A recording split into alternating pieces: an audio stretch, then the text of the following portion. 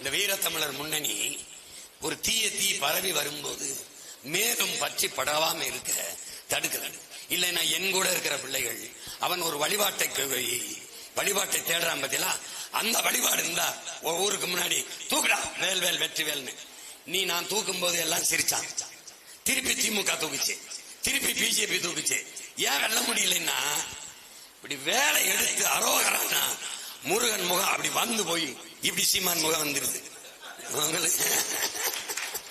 உனக்கு புரியுதுன்னு நினைக்கிறேன். அவனே என்கிட்ட சொல்றான், நாங்க முருகனை கடவுளாக்கி தெய்வமாக்கி எப்படியாவது வென்றலாம்னு பார்த்தோம். அவன் அதுக்கு முன்னாடி எல்லா தமிழ் பிள்ளைகள்கிட்டையும் அவங்க முப்பாட்டனாக்கி பாட்டனாக்கி கொண்டு சேர்த்துட்டான், சொந்தமாக்கி கொண்டு சேர்த்துட்டான். வேலு நாச்சியாரை எடுத்து ராணி அரசி அப்படி கொண்டு போலான்னு பார்த்தான். என் பாட்டி எங்க அப்பத்தான்ட்டு செத்து போயிட்டான். அவங்க புரியுதா உனக்கு? அதனாலதான் தைரியமா இருக்கு.